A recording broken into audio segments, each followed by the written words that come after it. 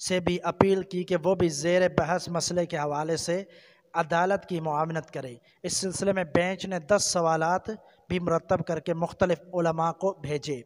راکم نے بھی ان سوالات کا جواب لکھ کر عدالت عظمیٰ کو ارسال کیا تھا۔ راکم کے یہ جوابات مضمون کے آخر میں قارئین ملاحظہ فرمائیں گے۔ اس بینچ نے کئی ماہ تک مسلسل ان اپیلوں کی سماعت کی۔ اس 5 رکنی بینچ میں جسٹس خلیل الرحمن صاحب بطور چیئرمین، جسٹس وجیہ الدین صاحب، جسٹس منیر اے شیخ، جسٹس مفتی مولانا تقی عثمانی صاحب اور جسٹس ڈاکٹر محمود احمد غازی صاحب شامل تھے۔ یہ 5 لوگ شامل تھے اس بینچ کے اندر۔ بسم اللہ والصلاة والسلام علی رسول اللہ، اما بعد۔ ناظرین، فضیلت الشیخ صلاح الدین یوسف رحمہ اللہ کا ایک موضوع ہم آپ کے سامنے بیان کر رہے تھے۔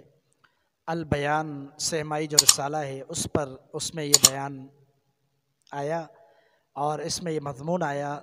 شیخ صلاح الدین یوسف رحمہ اللہ کا جو مفسر قرآن تھے، انہوں نے سود کے حوالے سے پاکستانی شروع سے جو قوانین بنے اور پھر بعد میں کیسے ان پر عمل کیا گیا یا نہیں، کس طرح ان کو رد کیا گیا اور کس طرح ان پر اعتراضات کیے گئے، تو اس حوالے سے ایک اہم ترین موضوع کہ پاکستان کے اندر سود کے نظام کو کس طرح ختم کیا جائے، یہ موضوع انہوں نے مضمون بیان کیا، جس کے ہم کچھ باتیں آپ کے سامنے بیان کر چکے ہیں۔ اور ہم نے جو آخری درس دیا تھا وہ یہ تھا کہ 1992 میں بھی ایک تبدیلی کرنے کا حکم ہوا تھا کہ قانون کے اندر تبدیلی کی جائے۔ یہ بھی کہا گیا کہ 1 جولائی سے تمام سودی قوانین غیر آئینی ہو جائیں گے اور تمام سودی کاروبار غیر اسلامی ہونے کی بنا پر ممنوع قرار پائے گا، یعنی ہر قانون جو سودی ہوگا وہ ختم ہو جائے گا۔ لیکن کیا ہوا؟ یہ تاریخ ساز فیصلہ دستور آئین کے تقاضوں کے مطابق بھی تھا اور عوام کی خواہشات کے مطابق بھی، اس لیے اس فیصلے کو ہر سطح پر سراہا گیا اور عوام کی امنگوں کا مظہر قرار دیا گیا۔ لیکن ظاہر بات کہ حکومت جو اندرونی اور بیرونی قرضوں میں بری طرح جکڑی ہوئی ہے اور اس سے نکلنے کی آرزو اور خواہش بھی نہیں رکھتی، علاوہ ازیں اس ظالمانہ نظام سے اس کے اور اس کے حوالی کے بہت سے مفادات بھی وابستہ ہیں۔ اس کے لیے یہ فیصلہ قطعاً ناقابل قبول تھا اور اس نے حیلہ پرویزی سے اس کو سبوتاژ کرنے کی کوشش کی۔ چنانچہ 30 جون 1992 کے آنے سے پہلے مالیاتی اداروں، بینکوں اور بعض افراد نے سپریم کورٹ کے شریعت اپیل بینچ میں وفاقی شرعی عدالت کے فیصلے کے خلاف اپیلیں دائر کر دی۔ یعنی وہ فیصلے کا وقت تاریخ ابھی آئی نہیں تھی، اس سے پہلے ہی اپیلیں دائر کر دی۔ یہ اپیلیں شرعی عدالت کے فیصلے کے نفاذ میں بڑی رکاوٹ بن گئی۔ چنانچہ حکومت اپنی اس سازش میں کامیاب رہی اور 7 سال تک یہ اپیلیں شریعت اپیلٹ بینچ کے سرد خانے میں پڑی رہی۔ بالآخر 1999 کے اوائل میں سپریم کورٹ میں ایک شریعت اپیلٹ بینچ تشکیل دیا گیا۔ اس بینچ نے کئی ماہ تک مسلسل ان اپیلوں کی سماعت کی۔ اس 5 رکنی بینچ میں جسٹس خلیل الرحمن صاحب بطور چیئرمین، جسٹس وجیہ الدین صاحب، جسٹس منیر اے شیخ، جسٹس مفتی مولانا تقی عثمانی صاحب اور جسٹس ڈاکٹر محمود احمد غازی صاحب شامل تھے۔ یہ 5 لوگ شامل تھے اس بینچ کے اندر۔ معزز عدالت نے سماعت کے دوران مقدمہ میں زیر بحث آنے والے اہم فقہی مباحث، معاشی، معاشرتی، قانونی اور آئینی معاملات ایشوز پر رہنمائی حاصل کرنے کے لیے فریقین کے وکلاء حضرات کے علاوہ ماہرین علم و فن سے بھی اپیل کی کہ وہ بھی زیر بحث مسئلے کے حوالے سے عدالت کی معاونت کرے۔ اس سلسلے میں بینچ نے 10 سوالات بھی مرتب کر کے مختلف علماء کو بھیجے۔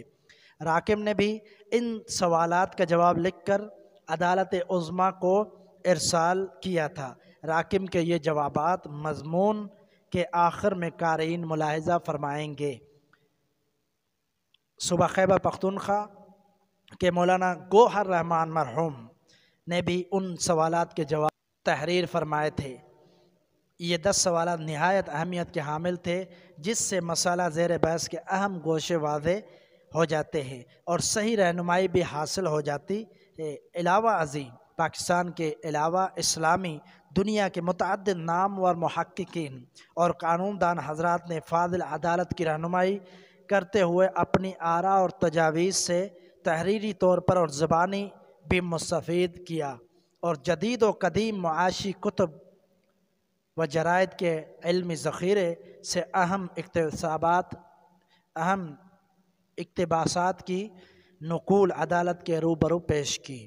اس سارے مواد کی چھان بین اور علماء وکلاء کی بحثوں کی سماعت کرنے کے بعد سپریم کورٹ کے مذکورہ بینچ نے وفاقی شرعی عدالت کے فیصلے کو عمومی طور پر درست قرار دیتے ہوئے جدید بینکاری سمیت تمام دیگر سودی قوانین کو اسلامی تعلیمات کی روشنی میں ممنوع۔ حکومت کو مزید مہلت دیتے ہوئے ہدایت جاری کی کہ وہ جون 2001 تک تمام غیر اسلامی قوانین کو نئے قانون سے بدل کر بینکنگ اور دیگر معاشی معاملات کو سود سے پاک کرے۔